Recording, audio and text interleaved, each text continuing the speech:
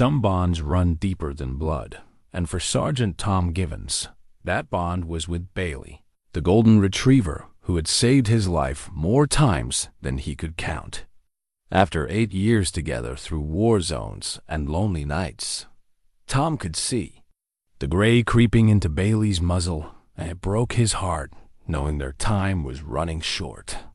At a quiet rest stop on their way home, a golden retriever puppy wandered over to Bailey. What happened next made Tom's hand shake. The little dog lifted its paw in a perfect military salute. This wasn't a trick any civilian dog would know. This was a classified signal taught only to elite canine units. How could this lost puppy know Bailey's secret language? The answer would reveal a miracle that would change both their lives forever. Before we jump back in, tell us where you're tuning in from, and if this story touches you, make sure you're subscribed, because tomorrow I've saved something extra special for you. The morning sun cast long shadows across the Interstate 40 rest area as Sergeant Tom Givens stepped out of his weathered Ford pickup truck. The Oklahoma air carried the scent of prairie grass and diesel fuel, a familiar combination that had marked countless journeys over his 15 years of military service. But this journey felt different. This was the last time he would make this drive in uniform. The last time Bailey would ride shotgun as his official partner. Tom stretched his back, feeling the familiar ache that came from too many years carrying heavy gear and sleeping on hard ground. At 44, his body bore the quiet marks of service, a slight limp from an IED explosion in Afghanistan, a scar along his left forearm from a training accident with a panicked recruit, and hands that had grown rough from handling equipment and caring for military working dogs. His hair, once dark brown, now showed threads of silver at the temples, and his blue eyes held the steady gaze of a man who had seen both the worst and best of humanity. Bailey emerged from the passenger seat with the careful movements of an aging athlete. The golden retriever's coat, once the color of burnished copper, now carried silver highlights around his muzzle and ears. His dark brown eyes still held the alert intelligence that had made him legendary among canine handlers, but Tom could see the subtle signs that time was catching up with his partner. The slight hesitation before jumping down from the truck, the way Bailey favored his right front paw on cold mornings, the deeper sleep that came with age. 8 years they had served together. 8 years of deployments to Afghanistan, search and rescue operations along the Texas border, and countless training exercises that had forged them into one of the most effective canine teams in the Army. Bailey wore his service with quiet dignity, his chest bearing the faded outline where his tactical vest had protected him through countless missions. Around his neck hung his military identification tags, worn smooth by years of faithful wear. Tom knelt beside his partner, running his fingers through Bailey's soft coat. "What do you think, old friend? Ready for retirement?" Bailey's tail wagged, once a measured response that seemed to carry both contentment and uncertainty. They both knew what retirement meant. No more early morning alerts, no more searches through hostile territory, no more nights sleeping back-to-back in strange places with only each other for comfort. The decision to retire hadn't been easy. Tom's wife Sarah had been patient through deployment after deployment, raising their 2 children largely on her own while he served overseas. His daughter Emma was now 16, a junior in high school who barely remembered the father who wasn't always leaving for another mission. His son Michael, 13, had grown up thinking it was normal for Dad to miss birthdays and baseball games. Sarah never complained, but Tom could see the weariness in her eyes during their video calls, the way she carried the weight of single parenthood with quiet strength. "The kids need their father home," she had said during their last conversation, "before this deployment ended, and I need my husband." Her words weren't delivered as an ultimatum, but as a gentle truth that Tom couldn't ignore. He had already served his country with honor. Now it was time to serve his family. but leaving felt like tearing away part of his identity. For 15 years, he had been Sergeant Given's K-9 handler, the man soldiers turned to when they needed someone found or something discovered. He knew the intricate language of military working dogs, could read their body language like a favorite book, and had trained dozens of handler teams who now served around the world. What would he be in? Civilian life? Who was Tom Givens without the uniform and the mission? Bailey seemed to sense his internal struggle. The dog had always possessed an uncanny ability to read human emotion, a skill that had made him invaluable in combat zones where stress and fear could overwhelm even experienced soldiers. During their worst deployment, when their forward operating base came under siege for 3 days, Bailey had moved from soldier to soldier, offering silent comfort to men who were far from home and facing their mortality. The dog had a gift for knowing exactly when someone needed him most. Their last mission together had been a success, like most of their operations. A missing child in the mountains of eastern Afghanistan, separated from her family during a Taliban attack on their village. Bailey had tracked their scent for 12 hours through rocky terrain, leading Tom and a small rescue team to a cave where the 8-year-old girl waited in terrified silence. When Bailey found her, the dog had approached slowly, lowering himself to the ground and allowing the child to cling to his fur while Tom called for the medical team. The girl's father had wept openly when his daughter was returned safely, pressing a small carved wooden bird into Tom's hands as a token of gratitude.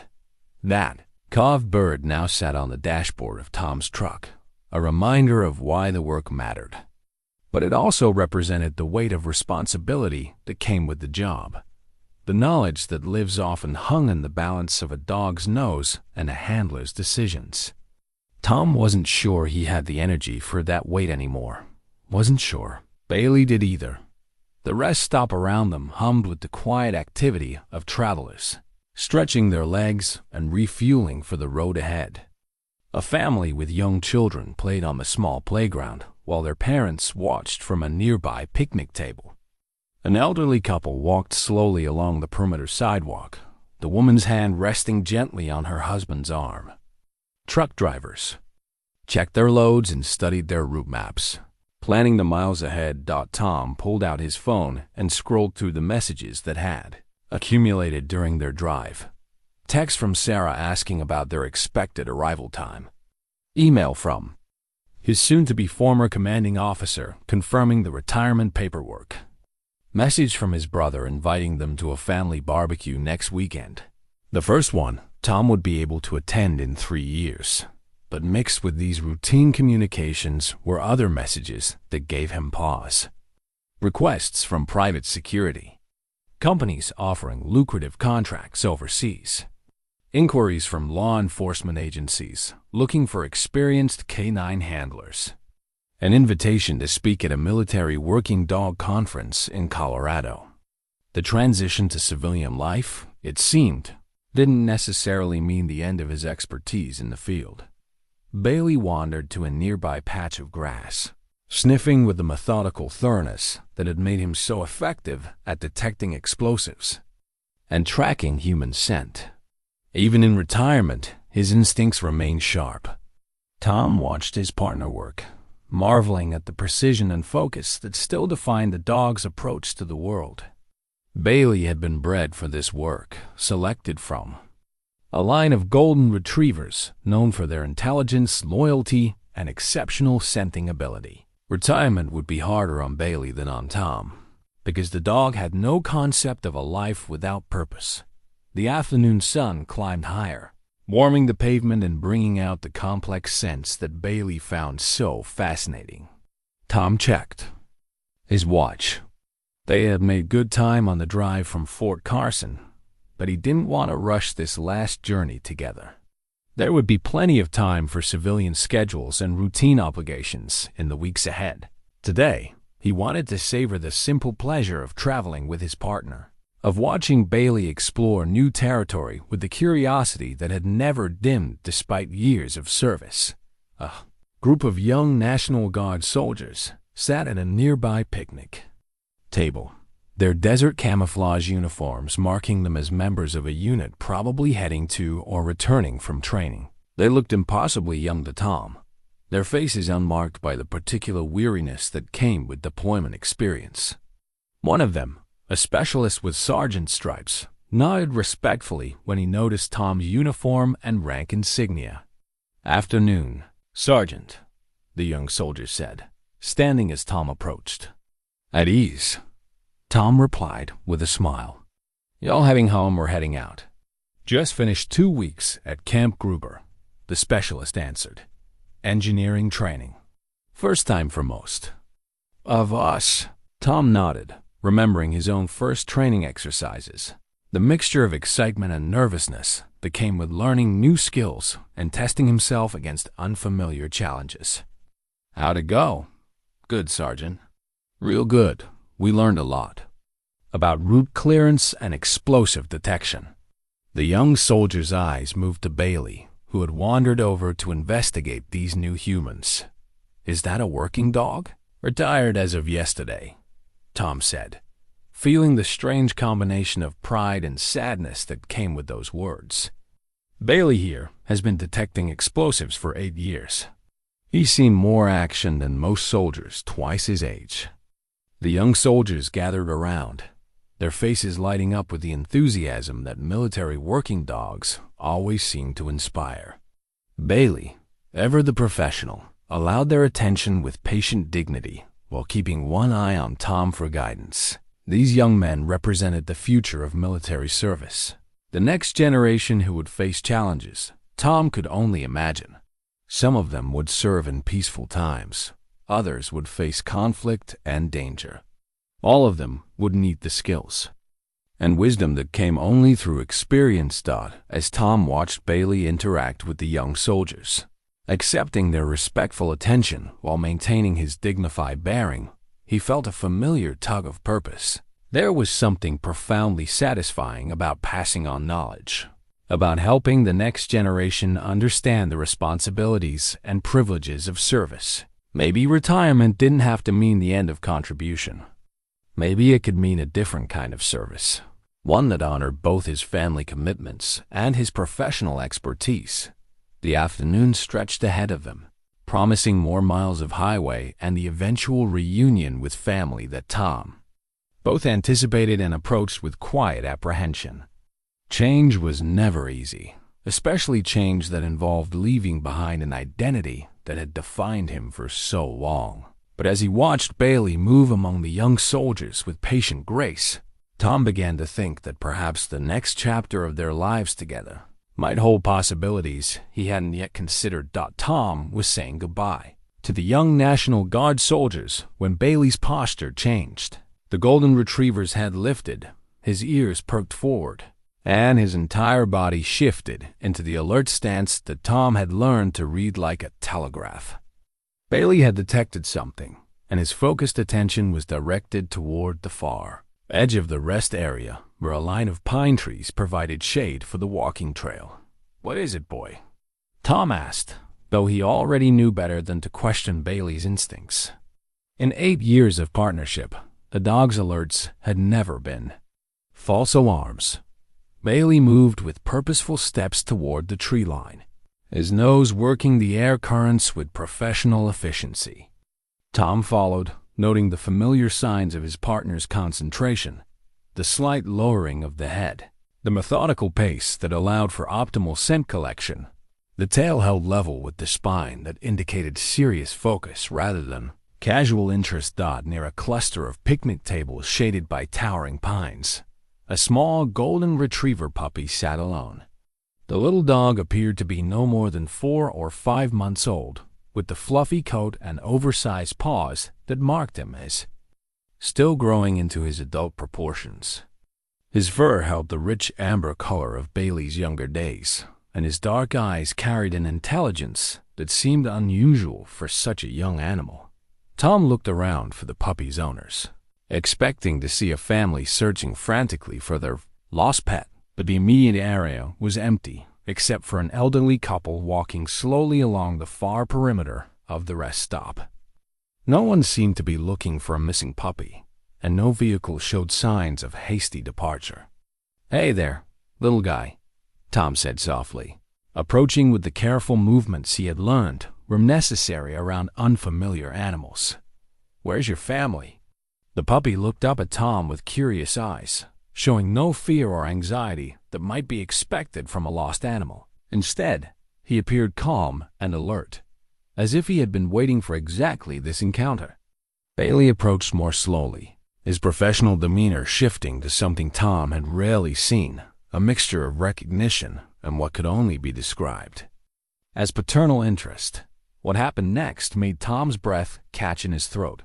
The puppy stood, looked directly at Bailey, and raised his right front paw in a precise, measured gesture. The movement was deliberate and unmistakable, a perfect military salute executed with the crisp precision that Tom had spent years drilling into human recruits. The puppy held the position for exactly 3 seconds before lowering his paw and sitting back on his AAUNCHES. Tom felt his hands begin to shake. This wasn't a trick that someone might teach a pet. This was a classified military signal, part of a specialized command structure used only in elite K9 units. The gesture was used between military working dogs to acknowledge rank and experience, a behavior that was taught only to dogs destined for the most sensitive operations. Tom had seen it performed perhaps a dozen times in his entire career, always between highly trained animals in operational settings. "That's impossible," Tom whispered. But the evidence sat before him in the form of a small golden retriever puppy who had just demonstrated knowledge that should have been far beyond his age and apparent training level. Bailey's response was equally extraordinary. The older dog lowered his head in a brief but unmistakable acknowledgement of the salute, then approached the puppy with gentle steps. The two animals touched noses in the traditional canine greeting, but their interaction carried a formality that spoke of recognition rather than simple curiosity. Tom knelt beside the pair, studying the puppy more carefully. Around the little dog's neck was a simple blue collar with no identification tags, but Tom's trained eye noticed details that others might miss. The collar was made from military-grade nylon, the type used on working dogs rather than pets. The puppy's build, while still showing juvenile proportions, already hinted at the muscular development that would come with proper training. Most telling were the dog's eyes alert, focused, and displaying the kind of intelligence that marked animals bred specifically for military service. "Where did you come from?" Tom asked, though he didn't expect an answer. The puppy watched him with steady attention, showing none of the scattered focus typical of young dogs. This was an animal who had been exposed to discipline and structure, despite his obvious youth. Bailey settled beside the puppy with protective instincts that Tom had never seen his partner display. The older dog's body language spoke of recognition and responsibility, as if he understood something about this young animal that Tom was only beginning to grasp. Bailey had always been professional in his interactions with other dogs, maintaining the disciplined demeanor expected of a military working animal, but this was different. This was personal. Tom pulled out his phone and took several photos of the puppy, noting distinguishing marks that might help identify his origins. A small white patch on the left rear paw, slightly darker fur on the ears, and eyes that held an unusual amber fleck in the brown iris. These details might prove important if the dog had been reported missing. As he photographed the puppy, Tom's mind raced through possibilities. Military working dogs were bred at specific facilities under strict protocols. The bloodlines were carefully tracked, and every animal was accounted for from birth through retirement or death. A puppy displaying advanced training couldn't simply appear at a civilian rest stop without explanation. The more Tom studied the young dog, the more convinced he became that this was no random encounter. The puppy's conformation matched Bailey's almost perfectly, suggesting similar breeding. The intelligent expression, the calm demeanor under scrutiny, and especially that impossible military salute all pointed to a connection that went beyond coincidence. "I need to make some calls," Tom said to Bailey, though speaking to his partner had become such a natural habit that he barely noticed doing it anymore. Bailey's attention remained focused on the puppy, who had curled up beside the older dog. With the trust of a child seeking protection from a parent, Tom scrolled through his phone contacts, looking for the number of Captain Rodriguez at the Military Working Dog Program headquarters. If this puppy had military origins, Rodriguez would know about it. The captain maintained detailed records of every animal in the breeding program and had contacts throughout the network of facilities that produced military working dogs. Before he could place the call, the sound of diesel engines drew his attention to the parking area. 2 military vehicles, a transport truck, and a command Humvee had pulled into the rest stop. Soldiers in digital camouflage uniforms were stepping out of the vehicles, and their body language suggested they were searching for something specific. The lead soldier, a woman wearing captain's bars, approached with quick, purposeful steps. Her uniform bore the distinctive insignia of the Military Working Dog Program, and her expression mixed relief with concern. Behind her, 2 sergeants flanked a younger soldier who carried a leash and looked distinctly uncomfortable. "Excuse me," the captain called as she neared Tom's position. "I'm Captain Chun with the K9 Transport Division. We're looking for a missing puppy who separated from our convoy during a fuel stop about 2 hours ago." Her eyes moved to the small golden retriever still pressed against Bailey's side. "I think we found him." Tom stood, noting the mix of relief and embarrassment on the captain's face. "This little guy yours?" "He is. Name's Scout, and he's caused us quite a bit of trouble today." Captain Chun's expression softened as she looked at the puppy. "He managed to slip his transport collar during our rest break and disappeared into the woods. We've been backtracking along the highway looking for him." "Scout," Tom repeated, testing the name. The puppy's ears perked at the sound, confirming his identity. "Mind if I ask where he was heading?" Captain Chen hesitated, glancing at the other soldiers before answering. "Fort Leonard Wood. He's part of a new breeding program pilot project." She paused, studying Tom's uniform and rank insignia. "Are you active duty, Sergeant?" "As of yesterday, I'm retired," Tom replied. "This is Bailey, my partner for the last 8 years. We were heading home when we found Scout here." The captain's expression changed as recognition dawned. "Bailey?" "As in the Bailey who holds the record for explosive detection finds in Afghanistan." "That's him," Tom said with pride, watching as Bailey's tail wagged once at the sound of his name. Captain Chen approached Bailey with the reverence reserved for legendary figures. "It's an honor to meet you both. Bailey's reputation is well known in our community." She knelt beside the 2 dogs, noting their proximity with interest. "That's unusual. Scout typically doesn't warm up to strangers so quickly." Tom found himself reluctant to let the puppy go. Something about this encounter felt significant, though he couldn't yet articulate why. "Captain, I have to ask that salute Scout gave Bailey when we first found him. That's not standard puppy behavior." Captain Chen's eyes widened with surprise and something that might have been excitement. "He saluted? Actually saluted?" When Tom nodded, she pulled out a tablet and began scrolling through what appeared to be official records. "Sergeant Givens, I think there's something you need to know about Scout's breeding." Captain Chun's tablet displayed official military breeding records, complete with bloodline charts and genetic markers that read like a family tree of canine excellence. Her finger traced down a particular lineage until it stopped at a familiar name that made Tom's chest tighten with emotion. "Scout is Bailey's son," she said quietly, allowing the weight of those words to settle between them. "He's part of the 2nd generation of what we're calling the Legacy Program, an experimental breeding initiative using genetic material from our most successful working dogs."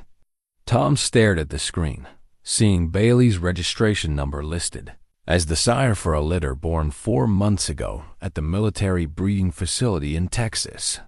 The mother was listed as Luna, a decorated explosive detection specialist who had served 3 tours in Iraq before being selected for the breeding program. Scout was one of 5 puppies from that litter, all destined for advanced training and eventual deployment with elite K9 units. "I had no idea Bailey was part of any breeding program," Tom said, his voice carrying a mixture of pride and confusion. "When did this happen?" "The genetic material was collected during Bailey's last medical examination 18 months ago," Captain Chen explained. "It's standard protocol for exceptional working dogs. We preserve their genetic lines for future generations of military working animals." She looked at Bailey with obvious respect. "Your partner's bloodline represents 15 years of the finest explosive detection work in military history. His offspring are considered the gold standard for the next generation of K9 operatives." Bailey seemed to understand that he was the subject of conversation. The golden retriever moved closer to Scout, who had been listening to the exchange with remarkable attention for such a young animal. The 2 dogs settled beside each other with a naturalness that spoke of genetic connection transcending experience and training. "How did Scout learn that salute?" Tom asked, still struggling to process the implications of what he had witnessed. Captain Chung smiled, the expression carrying both professional pride and genuine warmth. "That's the remarkable part. We haven't taught him that behavior. The puppies in this litter have been demonstrating inherited behaviors that typically require months of specialized training." Scout performed his first military-style sit at 8 weeks old. His scent discrimination abilities are already testing, at levels we don't usually see until dogs are nearly a year old. She scrolled through additional records on her tablet, showing video clips of Scout and his littermates during early training sessions. Even at their young age, the puppies displayed focus and discipline that seemed to bypass the usual playful chaos of normal dog development. Scout, in particular, showed remarkable composure and an almost intuitive understanding of commands. "The salute behavior appears to be an inherited trait," Captain Chung continued. "Bailey performed that gesture during his advanced training graduation ceremony. It was documented as an exceptional display of learned behavior. Scout has never seen that footage, never been exposed to Bailey's training records, yet he executed the same gesture with identical precision." Tom felt a profound shift in his understanding of what retirement meant. Watching Scout demonstrate inherited behaviors from his partner made him realize that Bailey's legacy would continue long after their active service ended. The knowledge, instincts, and exceptional abilities that had defined Bailey's career were now encoded in the next generation of military working dogs. "Where was Scout being transported when he escaped?" Tom asked, though part of him already suspected the answer. "Fort Leonard Wood, for integration into their advanced puppy program. He'll spend the next year in intensive training before being assigned to a handler." Captain Chen paused, studying Tom's expression with the calculating look of someone recognizing an opportunity. "Actually, Sergeant Givens, your experience with Bailey makes you uniquely qualified to understand what makes this puppy special." The youngest soldier in Captain Chen's group, a private first class who couldn't have been more than 20, stepped forward with obvious nervousness. "Ma'am, shouldn't we be getting Scout back to the transport and continuing our mission?" Captain Chung glanced at her watch, then looked back at Tom with an expression that suggested she was weighing multiple factors. "Private Martinez is technically correct. We are behind schedule." She paused, watching the interaction between Bailey and Scout with growing interest. "However, this represents an unprecedented opportunity for behavioral observation." Tom knelt beside the 2 dogs, noting how Scout seemed to mirror Bailey's posture and attention patterns. The puppy's eyes tracked Tom's movements with the focus of an animal, already accustomed to reading human intentions and commands.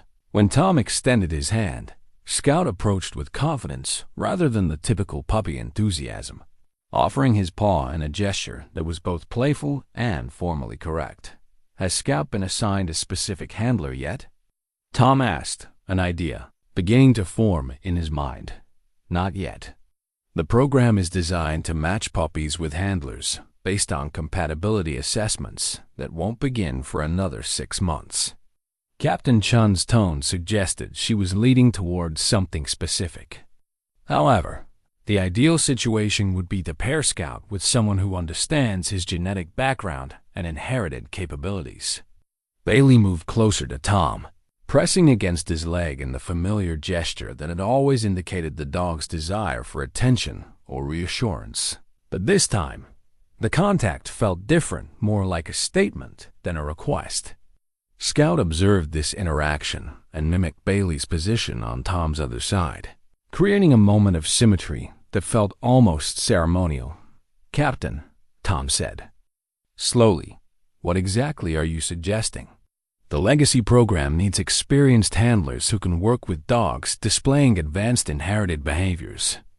These puppies require training approaches that account for their accelerated development and instinctive understanding of military protocols." Captain Chun closed her tablet and looked directly at Tom. "We're looking for a lead trainer for the program. Someone with the experience and reputation to develop training protocols for genetically enhanced military working dogs." Tom felt the weight of possibility settling around him like a familiar uniform. This wasn't the civilian retirement he had planned, but it also wasn't the return to deployment cycles and extended separation from family. This was something entirely new, a chance to help shape the future of military working dog operations while honoring the legacy that Bailey had helped create. "I just retired yesterday," Tom said, though his tone carried more uncertainty than conviction. "I made promises to my family about being home. The position would be based at Fort Leonard Wood." Captain Chun replied, "No deployments, no extended field operations. Regular hours, weekends off, and the opportunity to pioneer training methods that could revolutionize military canine operations." She paused, allowing Scout to approach her extended hand. "Plus, you'd be working with Bailey's offspring, ensuring that his exceptional capabilities are properly developed in the next generation." Private Martinez shifted uncomfortably, clearly eager to resume their interrupted journey. The other sergeants remained professionally neutral, but Tom could see their interest in the conversation. This kind of crossroads decision, the moment when career paths shifted based on unexpected opportunities, was familiar to anyone who had served long enough to see the unpredictable nature of military life. Tom looked down at Bailey and Scout, noting how naturally they had positioned themselves as a family unit. The older dog's protective stance over the puppy spoke of recognition that went beyond simple canine social behavior. Bailey understood, in whatever way dogs process such concepts, that Scout represented his legacy and continuation. "I need to think about this," Tom said finally, "and I need to discuss it with my wife." Captain Chun nodded with understanding. "Of course, this is a significant decision." She reached into her uniform pocket and withdrew a business card. "My direct number is on there. Take whatever time you need, but I hope you'll seriously consider the position." She gestured to Private Martinez and the sergeants, who began preparing to load Scout back into the transport vehicle. Scout, however, seemed reluctant to leave Bailey's side, repeatedly looking back at the older dog with what could only be described as longing. "Wait," Tom said as Captain Chen began to lead Scout toward the transport vehicles. The word came out more forcefully than he had intended, carrying the command authority that 15 years of military service had ingrained in his voice. "Would it be possible for Scout to stay with us temporarily?" Captain Chun paused, her expression shifting from professional courtesy to genuine curiosity. "What do you mean, Sergeant?" "The puppy has been through a traumatic separation today," Tom explained, his mind working through the justification even as he spoke. From a behavioral standpoint, forcing another immediate separation from Bailey could be counterproductive to his development. It wasn't entirely true, but it wasn't entirely false either. Scout showed no signs of trauma from his earlier escape, but the bond he had formed with Bailey in the past hour was undeniable. More importantly, Tom found himself reluctant to watch this remarkable young dog disappear into the military system without understanding more about what made him special. Bailey seemed to sense the direction of the conversation. The golden retriever moved protectively closer to Scout, his body language expressing a clear preference for keeping the puppy within his sphere of influence. Scout responded by pressing against Bailey's side, creating a visual argument for their continued association that was more persuasive than any words Tom might offer. "The transport schedule is already compromised," Private Martinez observed, glancing nervously at his watch. "We're supposed to deliver Scout to Fort Leonard Wood by 1800 hours. Captain Chun studied the interaction between the two dogs with the analytical attention of someone trained to recognize behavioral patterns. Actually, Private, the delivery schedule includes a 48-hour acclimatization period before Scout enters formal training. A brief delay might not be problematic." She pulled out her phone and stepped away from the group, engaging in a conversation that Tom couldn't overhear, but which involved considerable gesturing and what appeared to be detailed explanations. While she talked, Tom knelt beside Bailey and Scout, observing their interaction with growing fascination. Scout had positioned himself to mirror Bailey's posture, exactly sitting upright with perfect spine alignment, ears at alert attention, eyes focused forward with professional concentration. When Bailey shifted his weight, Scout adjusted accordingly, maintaining the synchronized positioning with precision that seemed impossible for such a young animal. It was as if the puppy understood not just how to behave around Bailey, but how to emulate the older dog's legendary discipline and focus. "This is remarkable," Tom murmured, reaching out to stroke Scout's head. The puppy accepted the attention while maintaining his alert posture, another sign of advanced social conditioning that typically required months of specialized training to achieve. Bailey had always been exceptional at reading Tom's emotional state, responding to subtle changes in posture, tone, and energy that indicated everything from stress to satisfaction. Scout appeared to possess the same intuitive ability, his dark eyes tracking Tom's facial expressions with an intensity that suggested active analysis rather than simple curiosity. Captain Chun concluded her phone conversation and returned to the group with an expression that mixed approval with slight bewilderment. "I've spoken with my commanding officer and the program director at Fort Leonard Wood. They're intrigued by the possibility of observing Scout's interaction with his genetic sire under controlled conditions." "Meaning what exactly?" Tom asked. "Meaning, you could keep Scout for 72 hours while we arrange for a behavioral specialist to document his responses to Bailey's presence and training methods." Captain Chun's tone carried the careful neutrality of someone delivering good news that came with complications. "However, this would require you to serve as a temporary foster handler, which involves paperwork and assumes responsibility for Scout's welfare and security." Tom felt a surge of excitement that he tried to keep from showing. 3 days with Scout would provide enough time to evaluate the puppy's capabilities and potential, while also giving Tom space to seriously consider Captain Chun's job offer, without the pressure of an immediate decision. "What would be required of me as a foster handler?" he asked. "Basic care, feeding, exercise, and initial assessment of Scout's behavioral responses to various stimuli and commands," Captain Chun replied. "Nothing beyond what you'd normally do with Bailey, but with documentation of Scout's progress and any unusual behaviors or capabilities he displays." Private Martinez looked increasingly uncomfortable with the deviation from their planned schedule. "Ma'am, Is this really within protocol? Private. The Legacy program exists specifically to explore unconventional approaches to military working dog development. Captain Chen replied with the patience of someone accustomed to explaining complex policies to subordinates. Allowing Scout temporary access to his genetic sire represents exactly the kind of innovative thinking the program was designed to encourage. She turned back to Tom with an expression that suggested she was taking a calculated risk. Sergeant Givens, would you be willing to serve as Scout's temporary foster handler?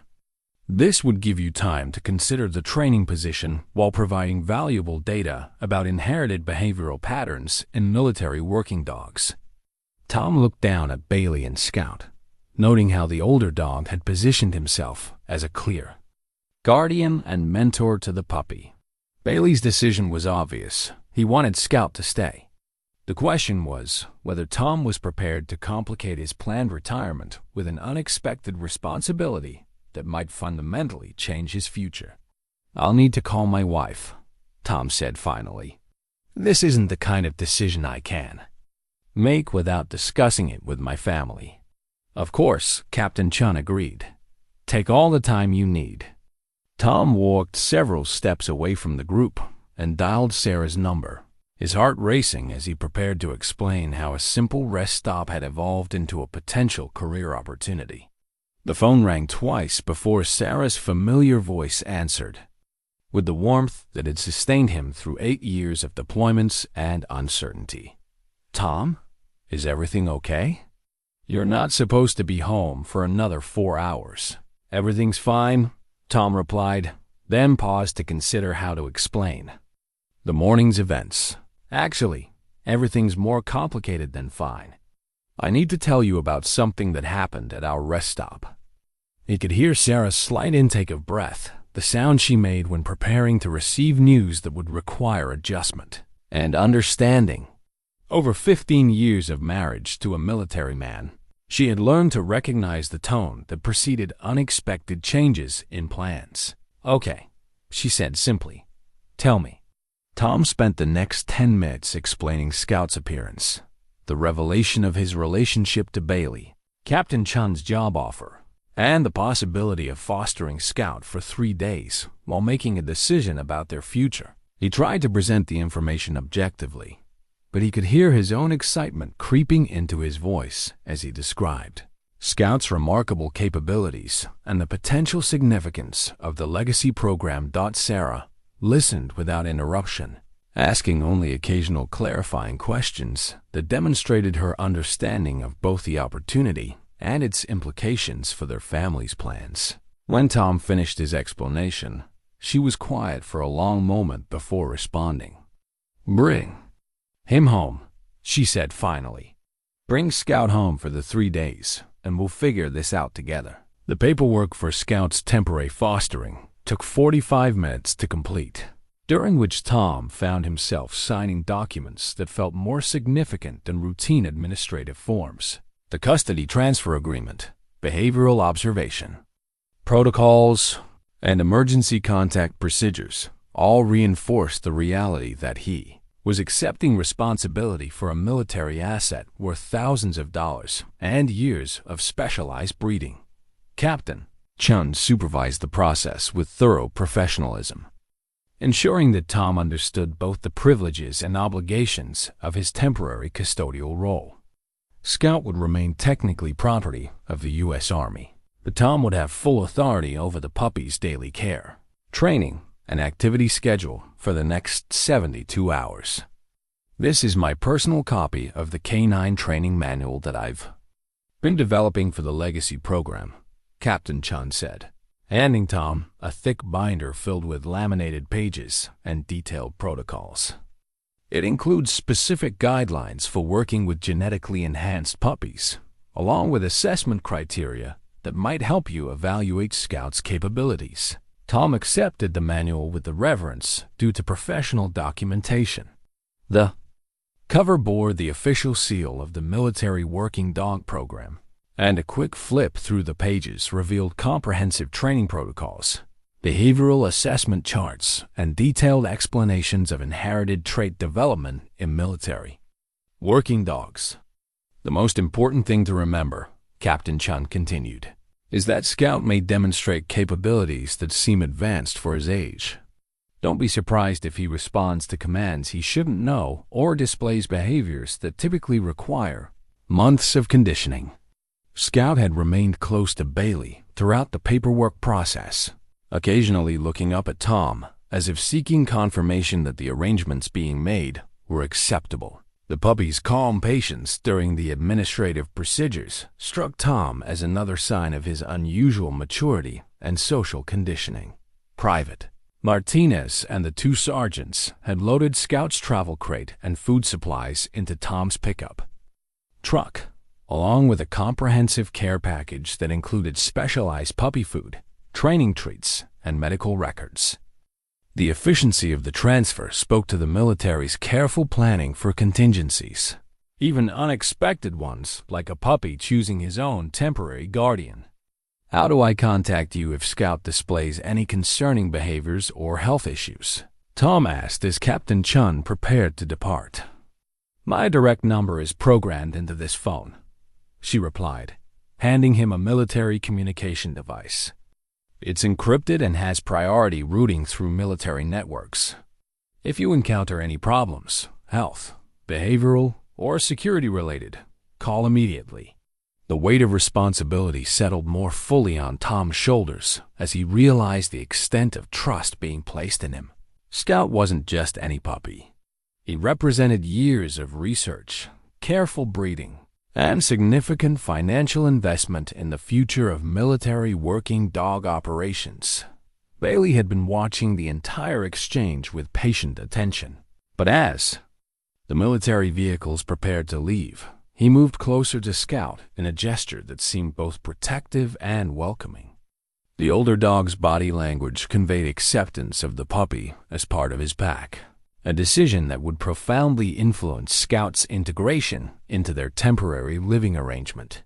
One more thing, Sergeant, Captain Chen said as she prepared to close the passenger door of her Humvee. The behavioral specialist who will be reviewing your assessment reports is Dr. Elena Vasquez from the Army Research Laboratory. She's the leading expert on inherited behavioral patterns in military working dogs, and she's very interested in documenting Scout's interaction with Bailey. She handed Tom a business card with Dr. Vasquez's contact information. She may want to arrange a video call or site visit during Scout's stay with you. The data you collect could be crucial for developing training protocols for future legacy program puppies. As the military convoy departed, Tom found himself alone with Bailey and Scout in the quiet of the rest area.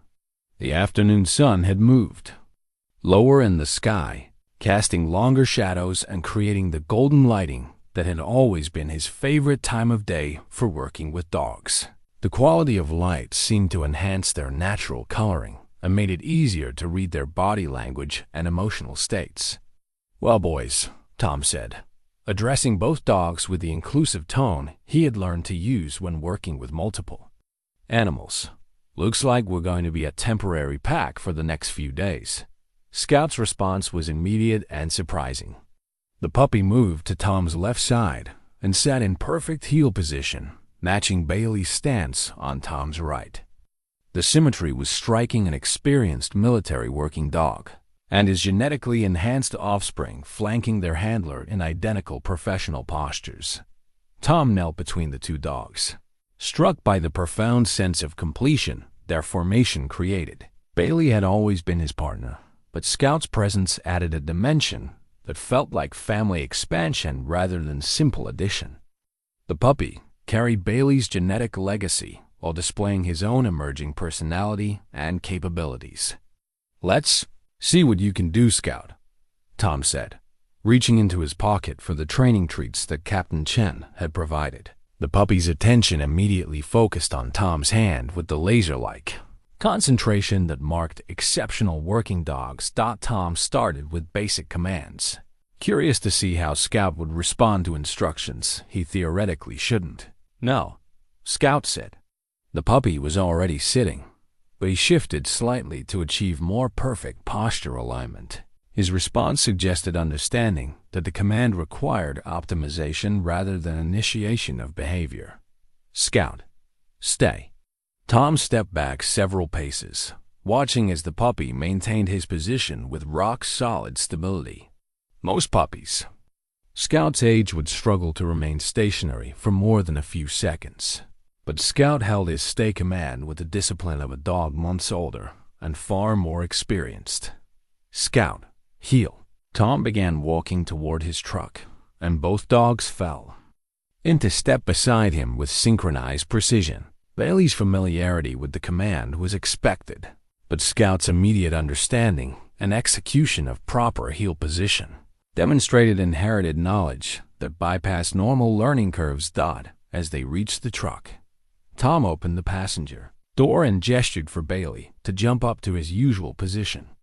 The older dog complied with practiced ease, settling into the front seat that had been his domain for 8 years of travel together. Scout watched this interaction with obvious interest, but made no attempt to follow Bailey into the truck.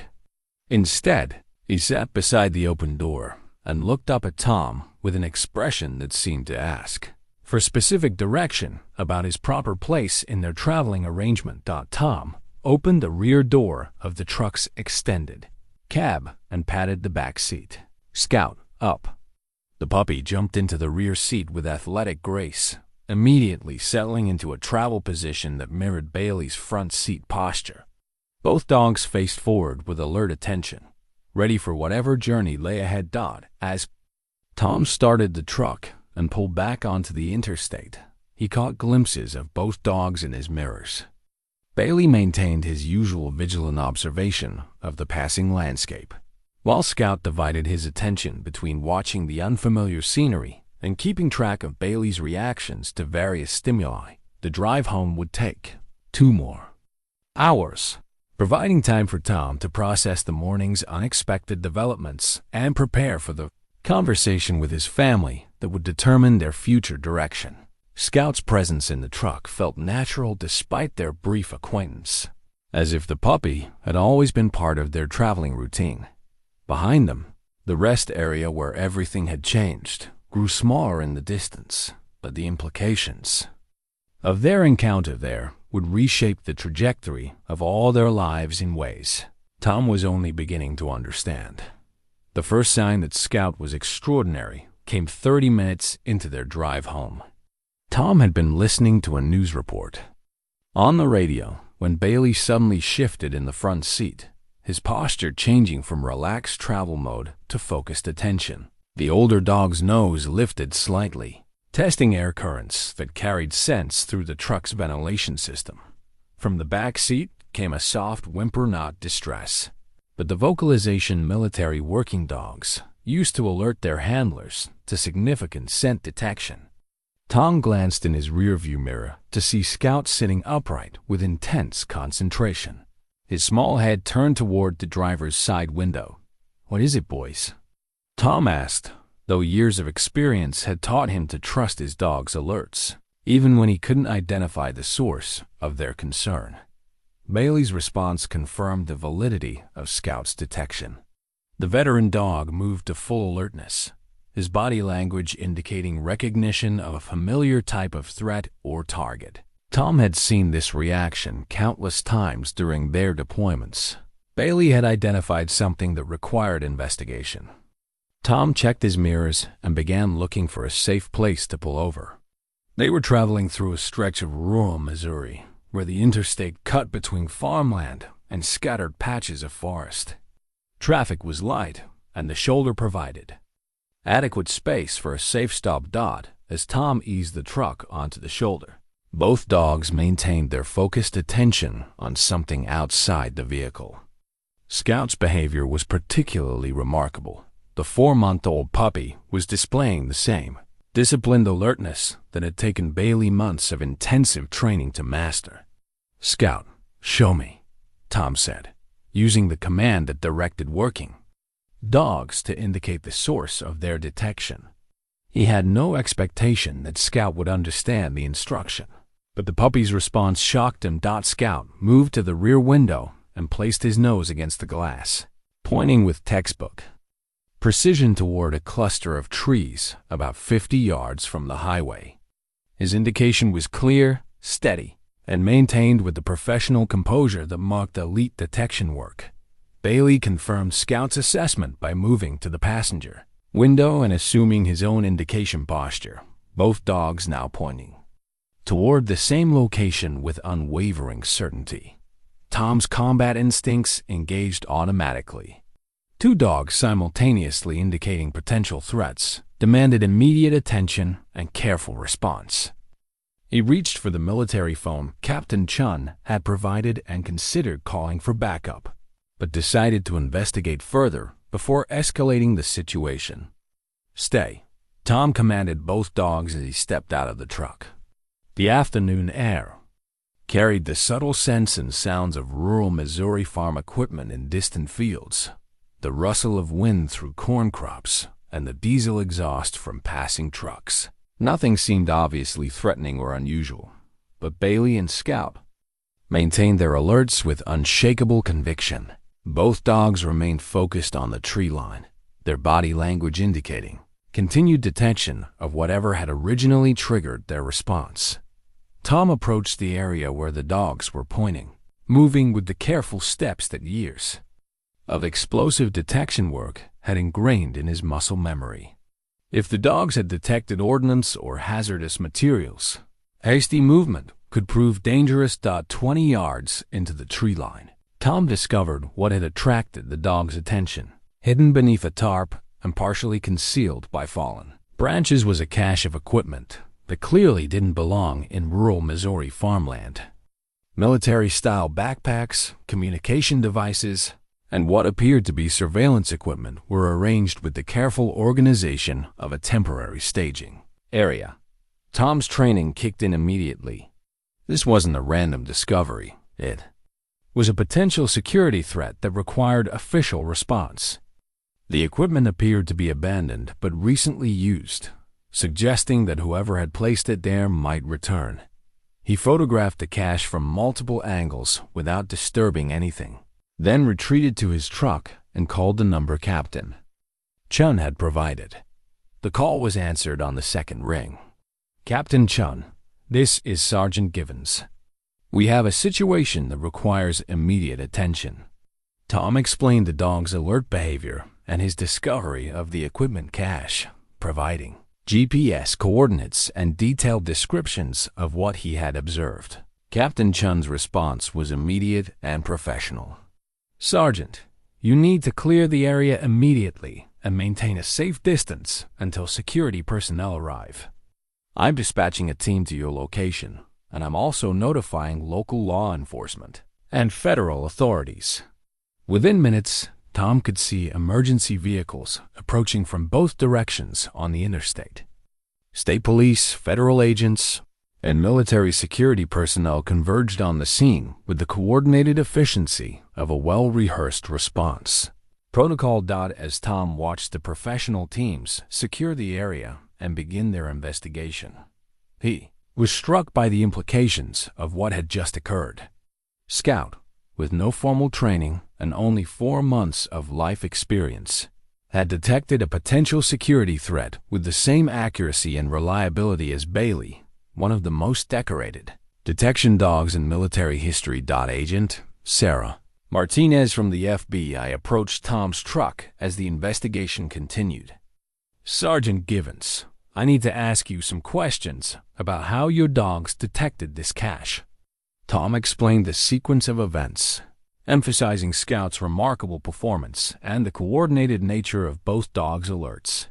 Agent Martinez took detailed notes and requested permission to interview Dr. Vasquez about Scout's capabilities.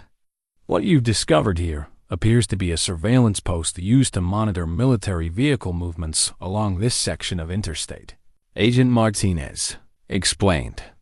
"The equipment is sophisticated and suggests professional planning. Your dogs may have prevented a significant security breach." The validation of the dog's alert work was gratifying, But Tom found himself more amazed by Scout's performance than by the successful interdiction of potential threats. The puppy had demonstrated inherited detection capabilities that challenged everything Tom thought he knew about canine training and development. When the immediate security concerns had been addressed and the area declared safe, Tom was finally able to continue their journey home. Both dogs settled back into travel mode, but their earlier performance had fundamentally changed Tom's understanding of what Scout represented. "That was incredible work, Scout," Tom said, looking at the puppy in his rearview mirror. Scout's tail wagged once in acknowledgement, but his demeanor remained professionally composed rather than playful. Bailey turned to look back at Scout with what Tom could only interpret as pride and approval. The older dog's body language conveyed recognition that Scout had performed at a level worthy of respect and acceptance as a legitimate working partner. As they drove through the late afternoon landscape toward home, Tom's phone rang with an incoming call from Captain Chun. "Sergeant, I've been briefed on the situation by Agent Martinez. Scout's performance today has generated significant interest at the highest levels of the military working dog program." "What does that mean?" Tom asked. "It means that Scout isn't just exceptional, he represents a breakthrough in our understanding of inherited capabilities in military working dogs. The data from today's incident will be studied for years to come." Captain Chun paused before continuing. "It also means that the position I offered you has become even more critical to the program's success."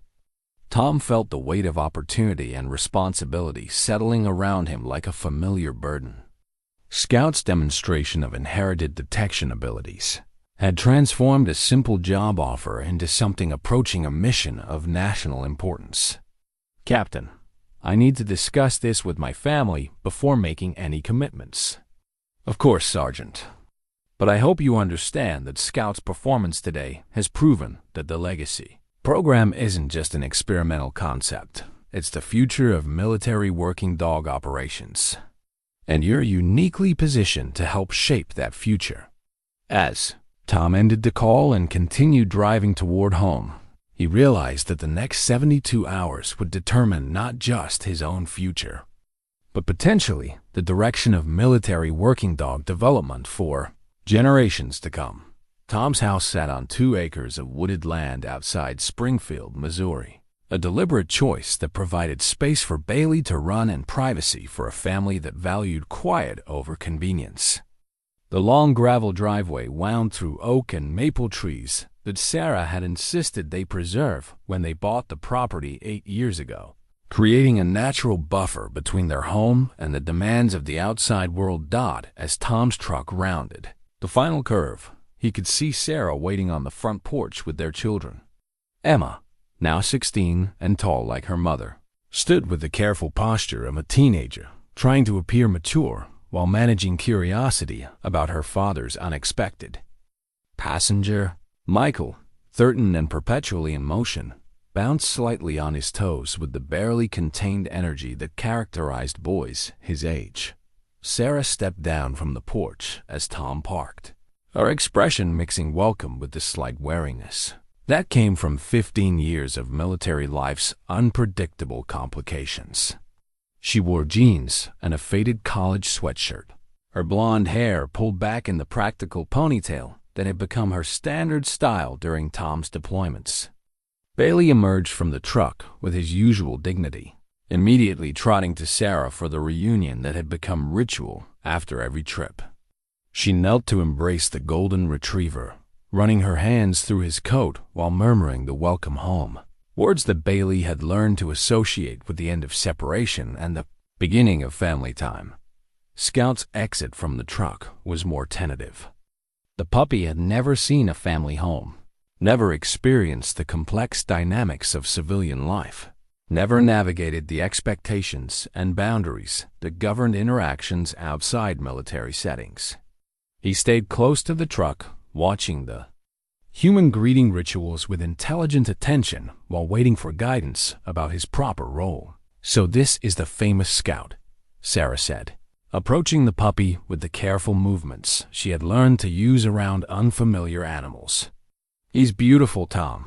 I can definitely see Bailey's features in his face." Scout accepted Sarah's attention with polite reserve, allowing her to pet him while maintaining the dignified composure that seemed to be his natural temperament.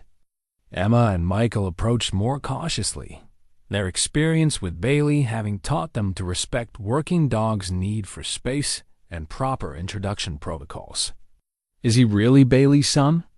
Emma asked, studying Scout's features with the analytical attention she applied to everything that interested her. "Genetically, yes," Tom replied, beginning to unload Scout's supplies from the truck.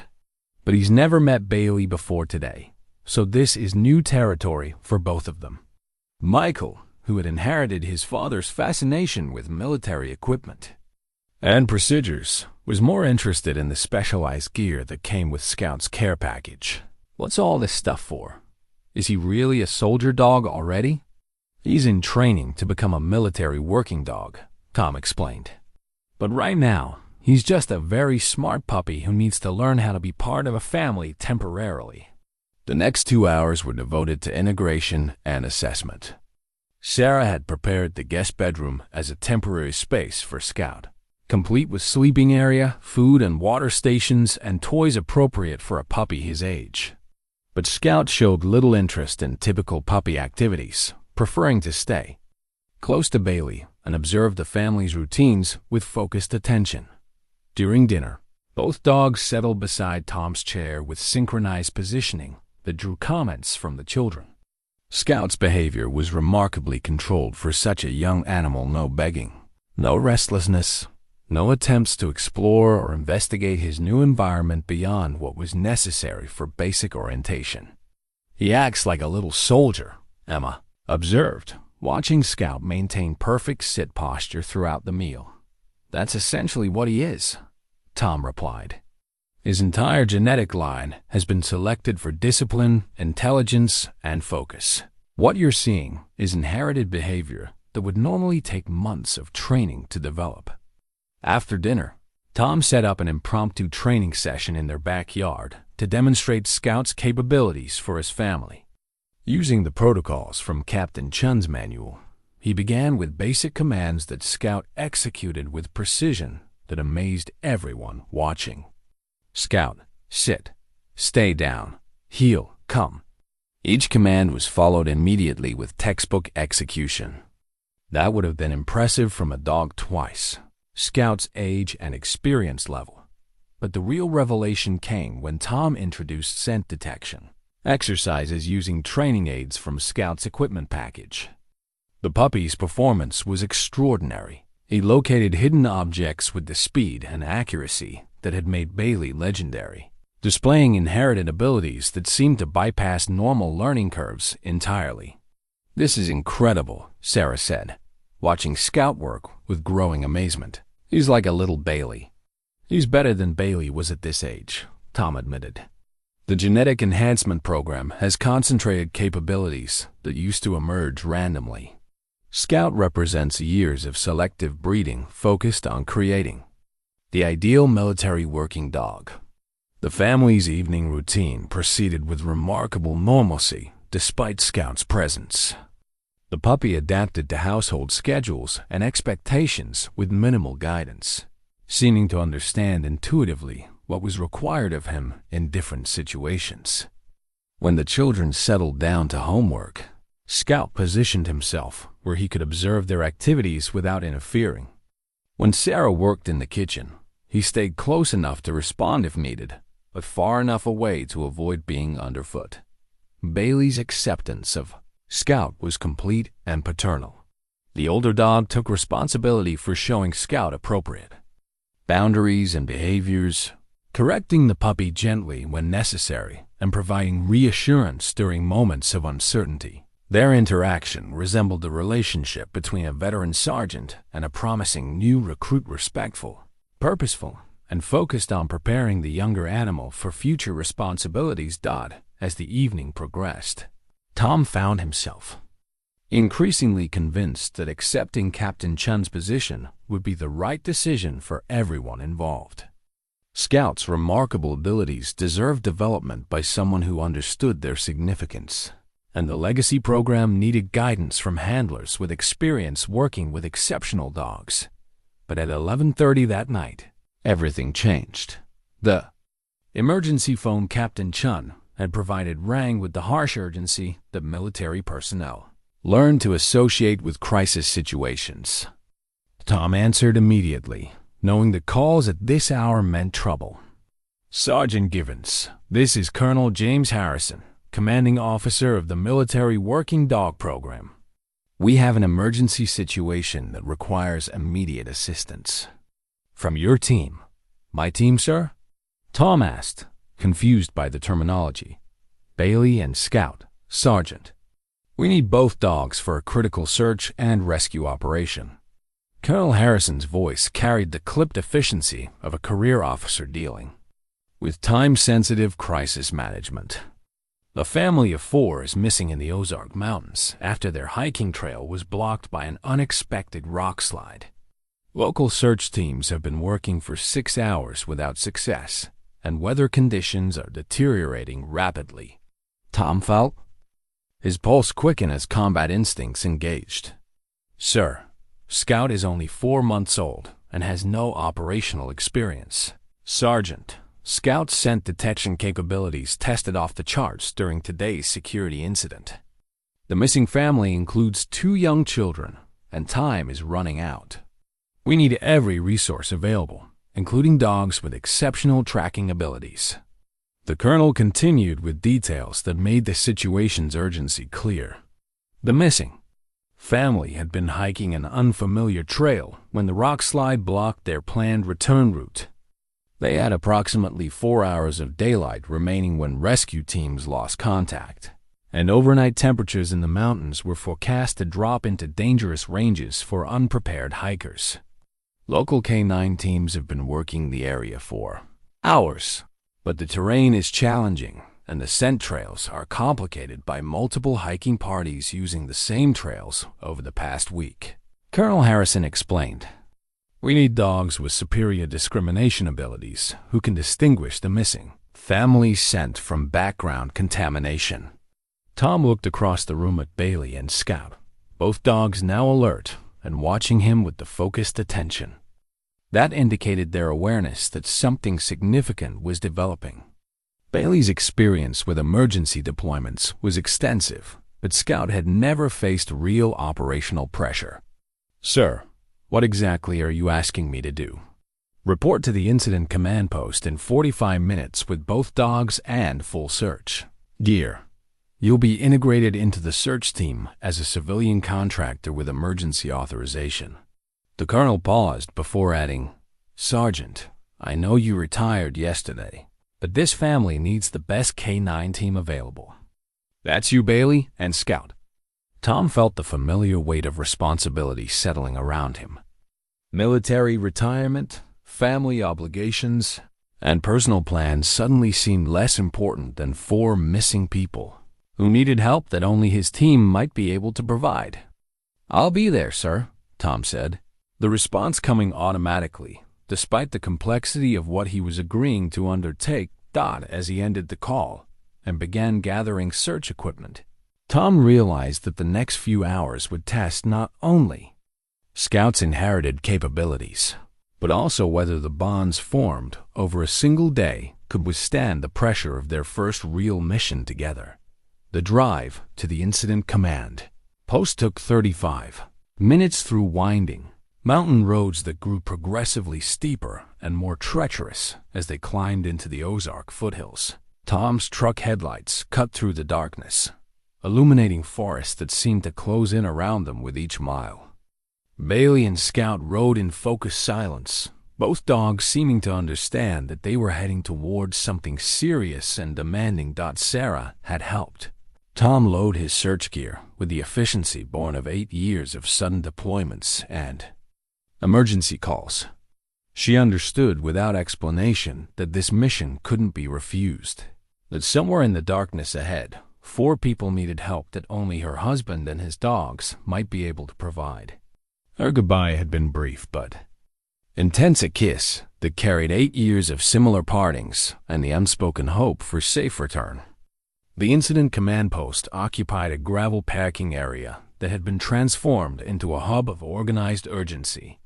Emergency vehicles from multiple agencies created a perimeter of flashing lights around communication trailers, medical staging areas, and equipment staging zones. The scene buzzed with the controlled chaos that characterized large-scale search operations. Colonel Harrison met Tom at the vehicle staging area, his uniform bearing the dust and fatigue that indicated he had been managing this operation for hours. The colonel was a lean man in his early 50s, with the weathered features that came from decades of outdoor military operations and the intense focus that crisis management demanded. "Sergeant Givens, thank you for responding," Colonel Harrison said, extending his hand with genuine gratitude. "Let me brief you on what we're dealing with." He led Tom to a command trailer where topographical maps covered every available surface. Red markers indicated known search areas, while yellow flags marked locations where other K-9 teams had worked without success. The missing family's planned route was traced in blue, but the rock slide that had blocked their return had forced them into uncharted territory. The Martinez family, father, mother, and 2 children ages 7 and 9, started their hike at Ojai 100 this morning, Colonel Harrison explained, pointing to the trailhead marked on the map. They were following the Bluff Trail, which is rated as moderate difficulty and should have been well within their capabilities.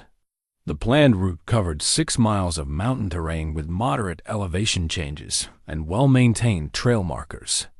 Under normal conditions, the Martinez family should have completed their hike and returned to their vehicle by mid-afternoon. The rock slide occurred at approximately 14:30, blocking the trail at this point, the colonel continued, indicating a narrow passage between 2 granite formations. The family was past the slide location when it happened, which means they couldn't return on their planned route. Tom studied the topographical details, noting the terrain challenges that would complicate any search effort. The area beyond the rock slide consisted of dense forest broken by rocky outcroppings, seasonal streams, and steep ravines that could hide people from aerial observation. "What contact have you had with the family since the slide?" Tom asked. The father, Miguel Martinez, sent a text message at 15:45 saying they were safe, but looking for an alternate route down the mountain. That was our last communication. Colonel Harrison's expression reflected the weight of responsibility that came with coordinating rescue operations. "Cell coverage in this area is spotty, and we haven't been able to re-establish contact." The timeline meant the Martinez family had been missing for nearly 8 hours, during which mountain temperatures had dropped steadily and darkness had eliminated their ability to navigate safely through unfamiliar terrain. "What resources do you have deployed?" Tom asked, noting the complexity of coordinating multiple search teams across challenging geography. 6 local K-9 teams, 2 helicopter crews when weather permits, and 47 ground searchers organized into 7 teams, the colonel replied. "The problem is that the terrain beyond the slide area covers approximately 12 square miles of dense forest with multiple possible routes the family might have taken." Tom examined the search grid pattern marked on the maps, noting where previous K-9 teams had worked and which areas remained uncovered. The methodical approach was sound, but the time factor was becoming critical as temperatures continued dropping and the family's exposure time increased. "Where you want Bailey and Scout to focus?" Tom asked, though he was already forming his own assessment of the most promising search areas. "Here," Colonel Harrison said, pointing to a section of map marked with question marks rather than search. "Completion indicators. This ravine system hasn't been fully cleared because the terrain is too dangerous for most teams to access safely. But if the family took a wrong turn trying to find their way down, they could have ended up trapped in this area." The ravine Colonel Harrison indicated was marked with steep contour lines and symbols indicating unstable rock formations. It would be treacherous terrain for inexperienced hikers, but it also represented exactly the kind of area where lost people might seek shelter or become trapped. "What about weather conditions?" Tom asked, noting the wind that had been building during their drive to the command post. "Current temperature is 38 degrees and dropping. Wind gusts up to 25 miles per hour, with possibility of rain starting around 0300 hours. The colonel's tone reflected awareness that weather would become an increasingly critical factor as the night progressed. "If we don't find them in the next few hours, exposure becomes a serious threat." Tom felt the familiar tightening in his chest that came with high-stakes search operations. Somewhere in the darkness beyond the command post, 4 people were counting on decisions made by teams they would never meet, dogs they would never see, and plans they would never know about. "I'll need scent articles from the family's vehicle and detailed information about their planned equipment and supplies," Tom said, shifting into operational mode. Colonel Harrison led him to an evidence station where personal items from the Martinez family's car had been preserved for scent discrimination training. Tom allowed Bailey and Scout to examine the materials carefully, watching as both dogs processed the complex scent signatures that would guide their search efforts. Scout's response to the scent articles was immediate and intense. The puppy's entire demeanor shifted to focused attention that seemed far beyond his age and experience level. Bailey's reaction was more measured but equally professional, the veteran dog cataloging scent information with the methodical precision that had made him legendary amongst search teams. "Both dogs have the scent," Tom reported. "They're ready to deploy." The search area assignment took them to the mouth of the ravine system where the Martinez family might have entered in their attempt to find an alternate route down the mountain. The terrain was immediately challenging loose rocks, steep slopes, and dense vegetation that would slow progress and complicate scent tracking. Tom equipped both dogs with LED collar lights and reflective vests that would make them visible to other search teams.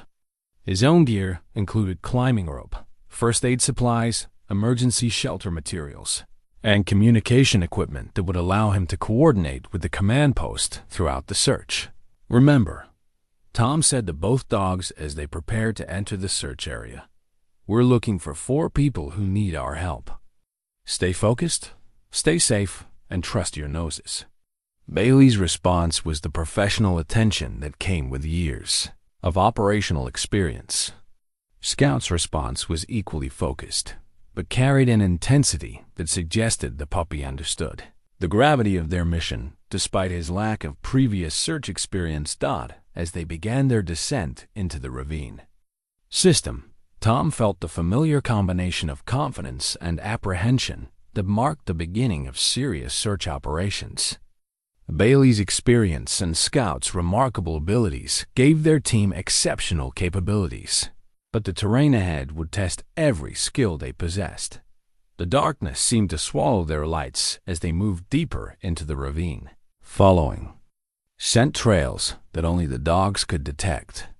Each step took them further from the safety of the command post and closer to wherever the Martinez family waited for rescue that might never come. Behind them, the lights of the incident command post grew smaller and more distant. Ahead lay 12 square miles of wilderness, 4 missing people, and a race against time and weather that would determine whether Scout's first operational mission would end in success or tragedy. Tom checked his watch as they reached the first major decision point in their search route. They had been working for 45 minutes, and the scent trail remained strong enough for both dogs to follow with confidence. But the terrain ahead grew increasingly dangerous, and the weather conditions continued to deteriorate. "Which way, boys?" Tom asked, though he knew the dogs' responses would guide their direction, regardless of his own assessment of the tactical situation. Both Bailey and Scout turned toward the steeper more dangerous route that led deeper into the ravine system. Their body language indicated strong scent detection that justified the increased risk of following the trail into terrain that would challenge even experienced search teams. Tom took a deep breath, checked his equipment one final time, and followed his dogs into the darkness that might hold the answers the Martinez family desperately needed. 2 hours into the search, Bailey began showing signs of the physical strain that Tom had been dreading. The veteran dog's breathing became more labored as they navigated increasingly difficult terrain, and his usual steady pace had slowed to accommodate the challenges of loose rock and steep slopes that tested even his considerable experience and conditioning. Scout, despite his youth and smaller size, moved through the terrain with remarkable agility and sustained energy. The puppy's focus never wavered from the scent trail they were following, and his physical stamina seemed unaffected by conditions that were pushing Bailey to his limits. "Easy, Bailey," Tom said during a rest break beside a small stream that provided drinking water for both dogs. "Let me know if you need to slow down." Bailey's response was the stubborn determination that had characterized his entire career. The golden retriever moved to the water's edge and drank deeply, then returned to Tom's side with renewed alertness that indicated his willingness to continue. Despite obvious fatigue, Scout had used the break to investigate scent trails along the stream bank, his systematic approach revealing that the Martinez family had definitely passed through this area. The puppy's indication posture was unmistakable, head lowered, tail level, entire body focused on specific scent signatures that marked recent human passage. "They came this way," Tom confirmed, reading Scout's body language with the same accuracy he used to interpret Bailey's communications. The scent trail led upstream along increasingly treacherous terrain that would have challenged experienced hikers, much less a family with young children. The ravine walls grew steeper as they progressed, creating a natural funnel that limited route options, but also increased the danger of rockfall and unstable footing. Tom's climbing experience proved essential as they navigated sections that required careful route selection and sometimes assisted climbing for the dogs. A particularly challenging passage where the stream cut between two granite walls. Scout stopped abruptly and assumed a full alert position. His posture indicated fresh scent detection, strong enough to override his natural inclination to continue following the older trail they had been tracking. Bailey immediately confirmed Scout's alert, moving to his own indication position that pointed toward a narrow side canyon barely visible in the darkness. Both dogs maintained their alerts with unwavering conviction, their body language indicating that the scent signatures were both fresh and strong. Tom approached the area the dogs had indicated, using his flashlight to examine the terrain for signs of recent human passage. Disturbed vegetation and scuff marks on the rocks confirmed the people had entered the side canyon within the past several hours. "Command post, this is Search Team Alpha," Tom radioed, using the call sign assigned to his unit. "We have strong scent indication and physical evidence of the missing party entering a side canyon at grid reference 77 Alpha. The response came immediately from Colonel Harrison's voice. "Copy, Team Alpha. What's your assessment of the terrain and access for additional resources?" Tom studied the narrow entrance to the side canyon, noting the steep walls and unstable rock formations that would make rescue operations extremely challenging. "Access is limited to single-file foot traffic. Terrain is unstable with significant rockfall hazard. Recommend holding additional teams at safe distance until we can assess the situation." "Understood, Team Alpha. Proceed with caution and maintain regular communication." The side canyon proved to be a natural trap for inexperienced hikers. The entrance appeared to offer an easy route through the mountain terrain, but the passage quickly narrowed and became increasingly difficult to navigate. Worse, the canyon had no obvious exit route, Anyone entering would eventually reach a dead end that would force them to backtrack through terrain. They might no longer be able to climb. Scouts' scent work became even more critical as they moved deeper into the canyon.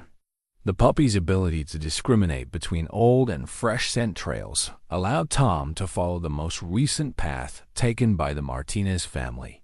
Avoiding dead-end passages that would waste precious time, Bailey's contribution shifted from active trailing to protective oversight of Scout's work. The veteran dog positioned himself to watch for hazards that might threaten the puppy, while also serving as backup confirmation for Scout's scent discrimination decisions. 20 minutes into the side canyon, they heard voices. The sound was faint and intermittent, carried by wind currents that made direction difficult to determine. But both dogs immediately shifted to high alert. Their ears pricked forward, and their entire bodies focused on acoustic information that Tom's human hearing could barely detect. "Hello," Tom called, his voice echoing off the canyon walls. "Search and rescue. Can you hear me?" The response came back immediately, a man's voice heavy with relief and exhaustion. "Here. We're here. Please help us." Scout began moving toward the voice with purpose that indicated he had confirmed the scent match between their trail and the people calling for help. Bailey followed more carefully, his experience warning him to assess the situation before committing to a potentially dangerous approach. The Martinez family had taken shelter in a small alcove formed by fallen boulders, creating a windbreak that had probably saved their lives as temperatures dropped through the night. Miguel Martinez emerged from the shelter as Tom's light reached their position, his face showing the strain of 8 hours spent trying to keep his family safe in unfamiliar terrain. "Thank God," Miguel said, his voice breaking with emotion. "We've been trapped here since the trail was blocked. My wife twisted her ankle, and we couldn't find a way out with the children." Tom quickly assessed the family's condition, while both dogs provided reassurance through their calm, professional presence. Maria Martinez sat against a boulder with her injured ankle elevated, while their 2 children, Carlos, 9, and Sofia, 7, huddled together under a lightweight hiking jacket that provided minimal protection against the mountain cold. The family was cold, tired, and dehydrated, but none of their conditions appeared life-threatening. Maria's ankle injury would complicate evacuation, but it didn't appear to be a fracture that would require emergency medical intervention. "We're going to get you out of here," Tom assured them, already planning the evacuation route and considering the technical challenges of moving an injured person through the terrain they had just navigated. The evacuation of the Martinez family required every skill Tom had developed during 15 years of military operations. Maria's ankle injury meant she couldn't navigate the treacherous return route without assistance, while the children's exhaustion and hypothermia symptoms demanded careful monitoring throughout the extraction process. Tom established a temporary staging area in the alcove where the family had sheltered, using emergency supplies from his pack to provide warm clothing and high-energy food that would help stabilize their condition before attempting the dangerous journey back to safety. "Command post, this is Team Alpha," Tom radioed. "We have located all 4 missing persons. 1 casualty with possible ankle fracture, but all family members are conscious and responsive, requesting medical evacuation support and technical rescue. Team for assisted extraction." Colonel Harrison's response carried obvious relief. "Outstanding work, Team Alpha. Medical team is standing by, and we're deploying rope rescue specialists to your location. Estimated arrival time is 45 minutes. While they waited for additional resources, Tom focused on keeping the family warm and hydrated while assessing the best route for evacuation. Bailey and Scout had positioned themselves as comfort providers for the children, their calm presence helping to reduce the anxiety that came with hours of uncertainty and fear. Scout's interaction with 7-year-old Sofia was particularly remarkable. The puppy seemed to understand that the little girl needed reassurance, settling beside her with gentle patience while allowing her to pet his soft fur. His professional composure never wavered, but his willingness to provide comfort demonstrated an emotional intelligence that went far beyond typical working dog protocols. Bailey's contribution was more subtle but equally important. The veteran dog positioned himself where he could monitor the entire area for potential hazards, while also serving as a steadying influence on Scout's first operational mission. When Scout showed momentary uncertainty about his role in the evacuation, Bailey's presence provided the guidance and confidence the puppy needed to maintain his professional focus. The technical challenges of evacuating Maria Martinez required creative problem-solving that tested Tom's leadership abilities and both dogs' adaptability to changing circumstances. The route they had used to reach the family involved climbing and scrambling that would be impossible for someone with a significant ankle injury. When the rope rescue team arrived, they brought specialized equipment that would allow Maria to be lowered down the most difficult sections of the return route. But the operation required precise coordination between multiple team members, and the dogs would play a crucial role in guiding the evacuation through areas where human vision was limited by darkness and terrain complexity. "Scout, you take point," Tom directed, assigning the puppy to lead the evacuation team along the safest route back through the canyon system. The responsibility was enormous for such a young dog, but Scout's performance throughout the night had proven his readiness for operational challenges. Bailey would follow the rescue litter carrying Maria, his experience and judgment serving as backup navigation and early warning for any hazards the team might encounter. The division of responsibilities played to each dog's strengths, while ensuring maximum safety for the evacuation operation. The return journey took nearly 3 hours, with multiple stops required to negotiate technical climbing sections and rest points for the exhausted family members.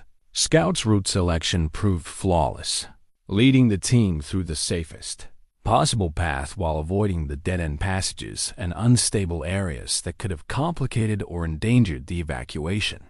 Bailey's performance was equally professional, but Tom could see the physical toll the mission was taking on his aging partner. The veteran dog's breathing remained labored, and his movements showed the careful calculation of an athlete managing limited energy reserves.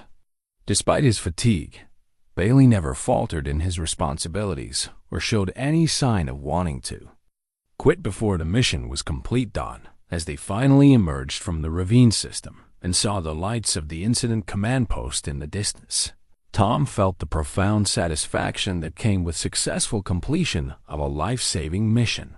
The Martinez family would return home safely. The search operation had achieved its objective, and both Bailey and Scout had performed at levels that exceeded even his highest expectations. The medical team took immediate charge of Maria's care, while Miguel and the children were evaluated for hypothermia and dehydration, symptoms that required treatment but weren't life-threatening. The family's reunion with the broader search team was emotional and gratifying, providing the kind of positive outcome that made all the risks and challenges worthwhile.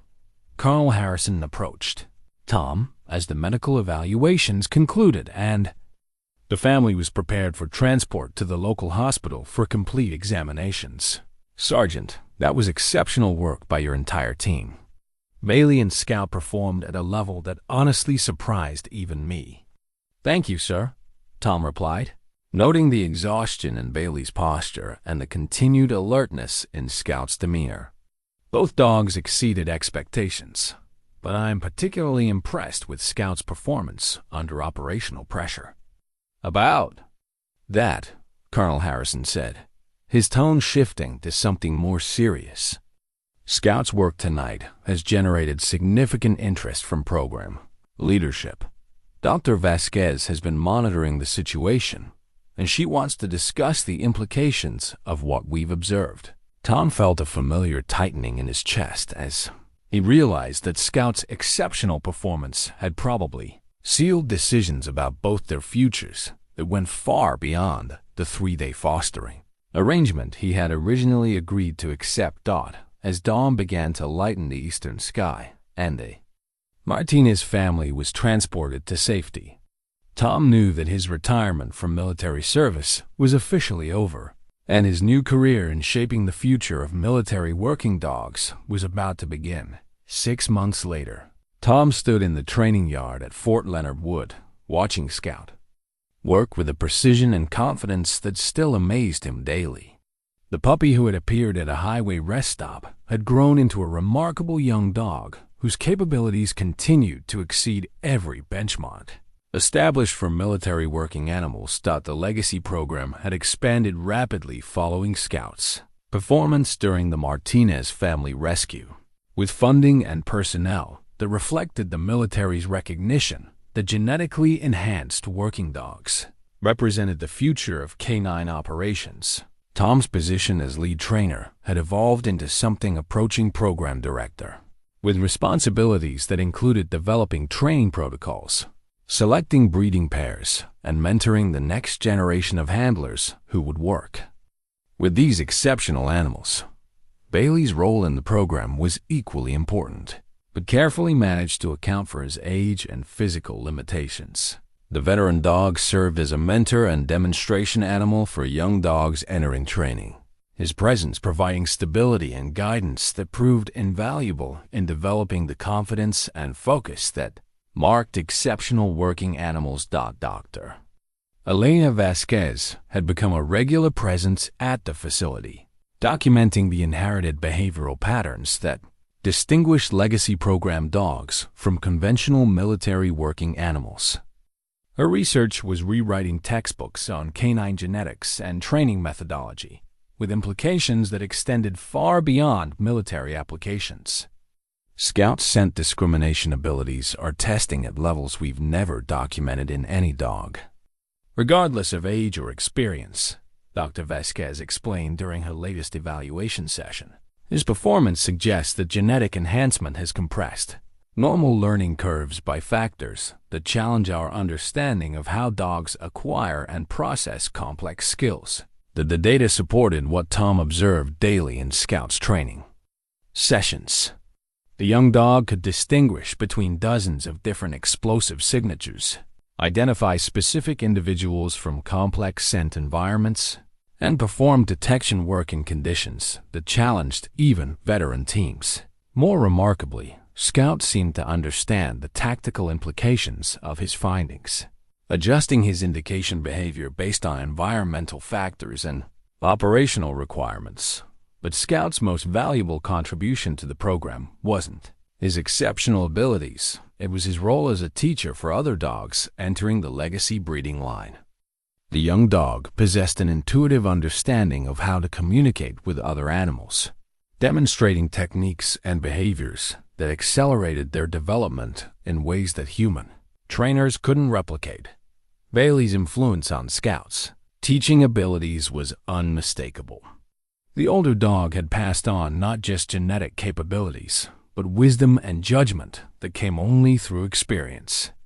Scout's interactions with younger dogs reflected Bailey's patient, methodical approach to training, combined with an energy and enthusiasm that inspired confidence in animals who were still developing their own professional identities.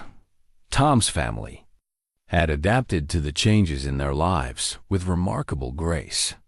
Sarah had initially been concerned about the demands of Tom's new position, but the regular schedule and proximity to home made this assignment dramatically different from his previous military career. Emma and Michael had become unofficial assistants in the program, helping with puppy socialization and basic training, exercises that prepared young dogs for more advanced instruction. The house that had once been Bailey's retirement haven had become a staging area for the most promising puppies in the legacy program. Young dogs spent weeks living with Tom's family, learning household manners and social skills that would make them more effective partners for their eventual handlers. The integration of home life and professional responsibilities created a natural environment to produce remarkably well-adjusted working dogs.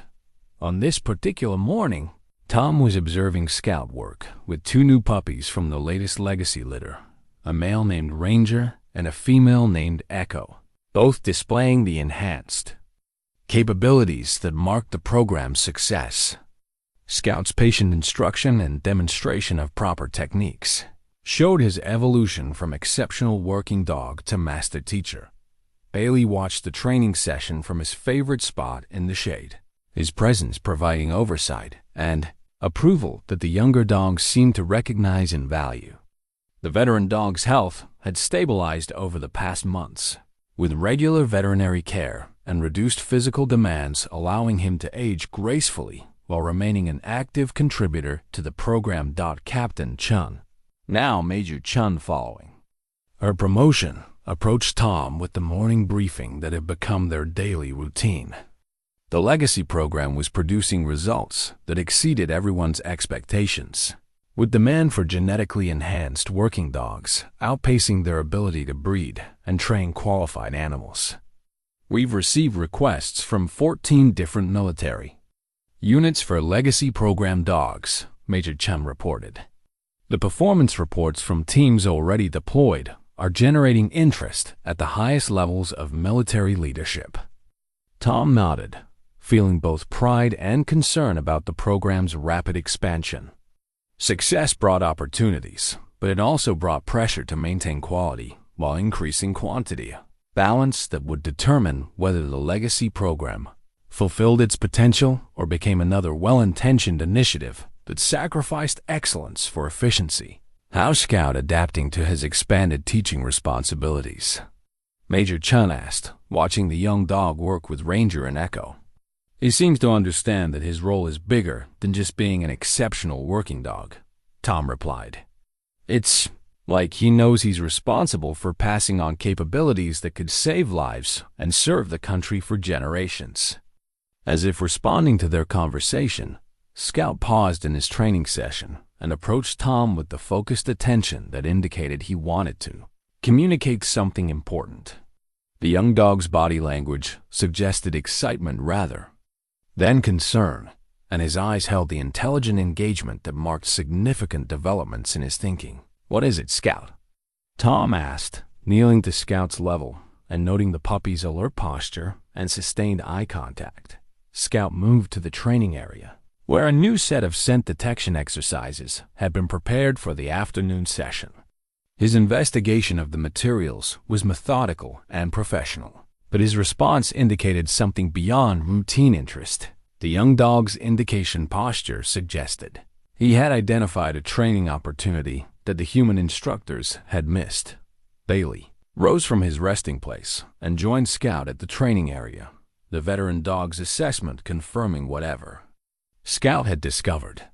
Both dogs looked back at Tom with expressions that seemed to ask whether he was ready to learn something new from his students. Tom smiled, realizing that even after 6 months of working with these remarkable animals, they continued to surprise him with capabilities and insights that challenged his understanding of what was possible. The legacy program wasn't just producing exceptional working dogs. It was creating a new partnership between humans and animals that promised to revolutionize how they served together. As the afternoon sun cast long shadows across the training yard, Tom watched 3 generations of military working dogs, Bailey, Scout, and the newest puppies working together with a harmony and purpose that represented the best of military service. Their bond transcended genetics and training, creating something that honored the past while building the future of service, sacrifice, and dedication to protecting others.